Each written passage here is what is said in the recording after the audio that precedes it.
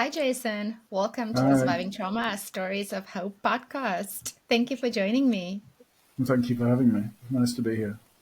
Yeah, it's an honor and a pleasure to have you join me. It's not every day that I have a guest on the podcast in the same time zone, so that's pretty nice.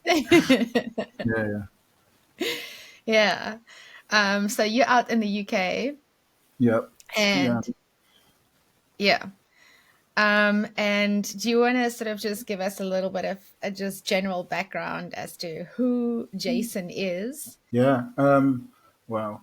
I have a love-hate relationship with titles, but like sometimes just because I'm a psychotherapist, people think, oh, I must have something interesting to say. So I tend to find that I personally don't like titles, but it helps people to open their ears and perhaps, listen. So I am a certified psychotherapist, a transformative coach, and I'm somebody with a story of addiction and trauma, a personal story of a lot of years of mental health struggles and personal battles with suffering. Hmm. And I think that is like a story for so many people. I think there are a lot of people in the world that are suffering and that are just absolutely drowning in their life circumstances. And the Mm, reality is that not everybody knows when they feel overwhelmed by their circumstances, even where to start or what to do. mm, And so, the fact that you've managed to overcome, and that I know you don't like titles, but that you can say, okay, I've actually gone on to become a psychotherapist. And I mean, mm. you're being so modest, but I will tell everybody on the podcast in the introduction, Yeah, all your credentials. yeah, But to have gone on to do that and to get to a place where you can actually help others, especially when the suffering included addiction, which is something that most people never actually even find in their lifetime a way out of you know mm, so I mean, when we talk about addiction, there are so many different forms of addiction. And mm, I've recently learned that thoughts can also be an addiction, and an mm, addiction in order to suppress those emotions so that we don't really feel any kind of a disturbance. And the more obvious ones, I think, would be alcohol addiction, drug addiction, mm. perhaps even retail therapy. And I think, when we talk about or at least in my experience, when I've spoken to just people in general, I'd always hear, oh man, drinking makes me popular. But you just find the place to go in order to drink, to feed that addiction, and surround yourself by the people that is going to support that. Or I was having such a tough time today, so I had retail therapy, and I bought all the stuff, a lot of stuff that I don't even need. Or I was at the casino, but then I ended up gambling too much. I was just there for a little while. And so I guess these are all sort of barriers in some way, shape, or form that exists within us. And we don't actually know that we have these addictions, or these are ways that we mask and mask that addiction in order not to really do the work. So from your perspective, if we look at addiction, do you think that if we cite these barriers that I've just spoken about, do you think that sort of that is the root cause of the problem when we think of addiction? The gambling, the retail Uh, therapy, yeah, I think that's a the symptom. alcohol. I think that's a symptom. I don't think it's a cause. You know, Hmm. I think like what's important to understand about addiction is the classification of different types of addiction and the like you talk about the gambling, the retail, the different things, eating, drugs, alcohol, whatever it is. It's like That's where the world of psychology operates in the symptom. You know, that those are symptoms, and they're not nothing to do with causes. They're just what manifests on the surface level and what people see. Oh, this person addicted to alcohol. This person addicted to shopping. This person addicted to gambling. How do we help them with their gambling? We take off their credit card and we stop them from having money online, and we cut up their bank cards, and in the extremities and so on. It's just a waste of time, because really there's just one addiction. There's not multiple addictions, because those symptoms, there's nothing you can do at that level, because that is the behavioral manifestation of addiction, or the process or the substance in, taking part of addiction. What's really important to understand about addiction is the function of that Mm. process or that substance. Like, what is it doing for somebody, regardless of what it is. For you, it might be gambling. For me, it might be alcohol. For someone else, it might be sex. For someone else, it might be money. It doesn't matter. It's highly irrelevant. Hmm. In fact, I don't even talk about that when I work with people, very rarely, um, because what's important to understand is the function. Like, why? Why is that happening? What is that about for you? Why do you need to numb yourself? Why do you need to escape your life? What is it about your life that's difficult, challenging? What is it about being with yourself that you can't be with? It's like, what is it that happens in your body when you're alone, craving, having an urge, when you're struggling, having difficult life circumstances? Like, what goes on there? And that's where to look. It's kind of like, because the ability to be present with ourselves and the amount of discomfort that we can tolerate or be with is really the place to look, because that is the function of addiction, is to quieten the mind and to soften the nervous system. It's like to deal with the physical urges and the physical sensations and compulsions that appear from the discomfort, the part of life that we can't be with. I can't be with loneliness. I can't be with my relationship end. I can't be with my financial status. I can't be with my relationship status, whatever it is, because it's too difficult, too much, too challenging, too hard, too much pain, too much suffering, too much arguing, too whatever it is. I can't be with that, so I need this to make this better, and that is the function, is to quieten the mind, i.e., the noise of the mind, the obsessive thinking and the Hmm. compulsive thinking, and the urge of the body, the nervous system activation from discomfort, and then the urge of, if I did this, then I would feel better, because that becomes a physical urge in the end that we can't really fight off using willpower or challenges. So I think that's, for me, the most important thing to really consider. I mean, I think Hmm. Gabor Maté says, not why the addiction, but why the pain. It's like, what is that about? I don't buy into this pathologizing approach where we classify addictions as one being worse than another. Of course, there's physical implications with drugs and alcohol, and potential death, even, with prescription medications and so on and stuff like that. But it's just the wrong place to look. So, what I'm hearing you say, Jason, is effectively addictive behavior is just another way of saying, I'm not good enough. I don't like what I feel. And it's just a way that I think we run away from ourselves.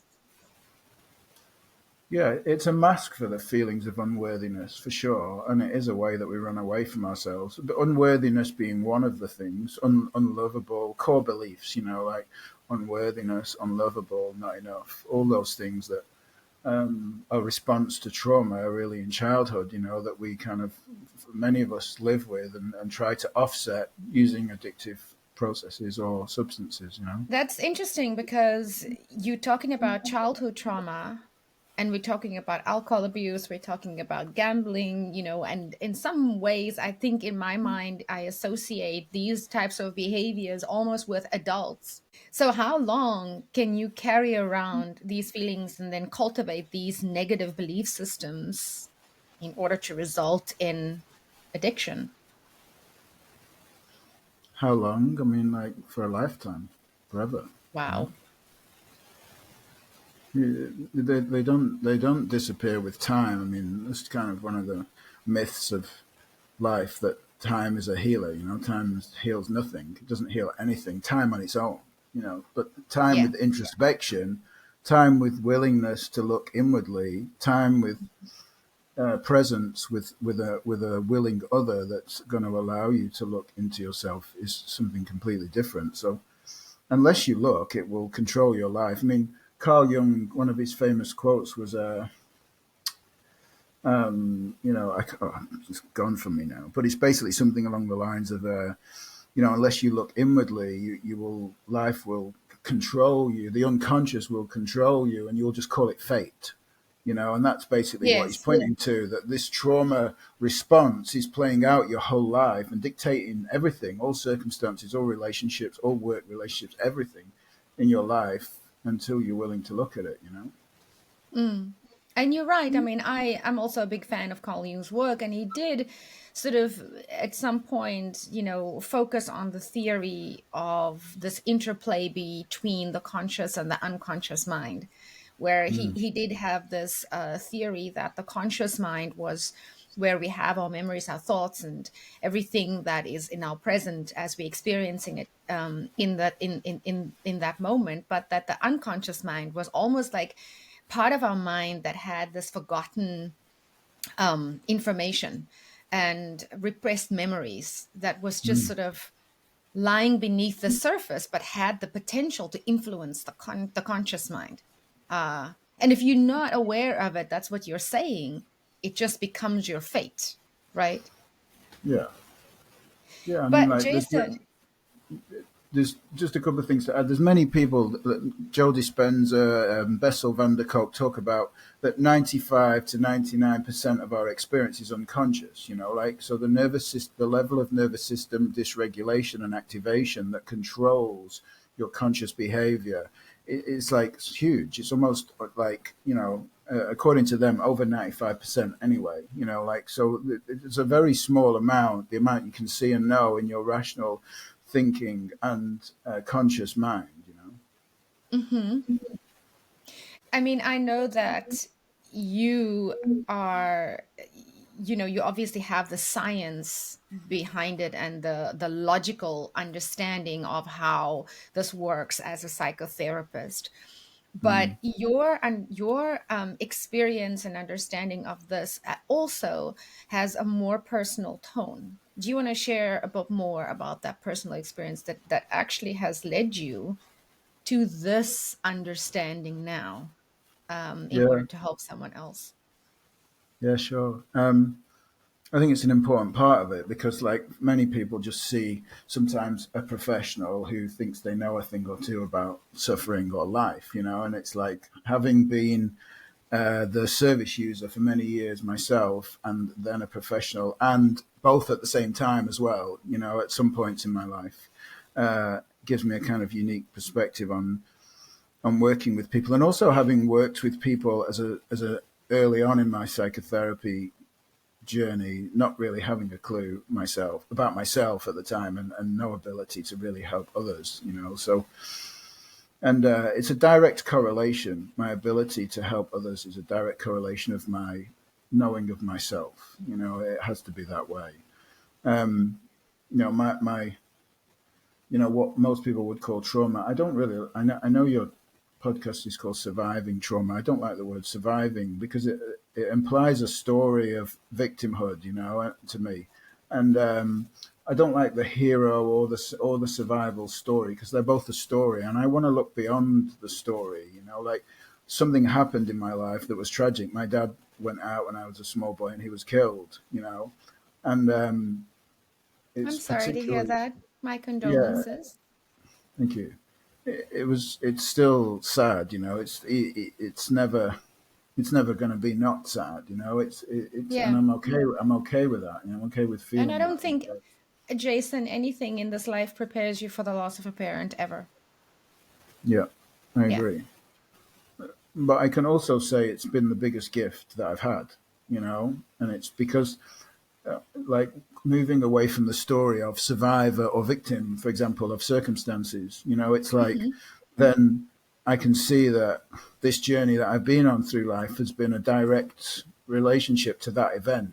Like the journey through addiction, the journey into psychiatric wards and jails and institutions and being locked up and all those things in hospitals and institutions in my early drug taking years, and my willingness to look inwardly for answers into myself, into the trauma, into the nervous system responses to being loved, to what happens when somebody loves you, all those things. This deep kind of existential journey that I've been on, have been a direct relationship to that event. So Yeah. while it was tragic, it was also the biggest gift and the most Mm. impacting experience of my life. Mm. Sort of a catalyst for all of these things that then Yeah. happened. I And the sometimes say, who knows, if that hadn't have happened, I might have ended up, not that there's anything wrong with stacking shelves in a supermarket, for example, but I just might have ended up as that. It's like, yeah. who knows?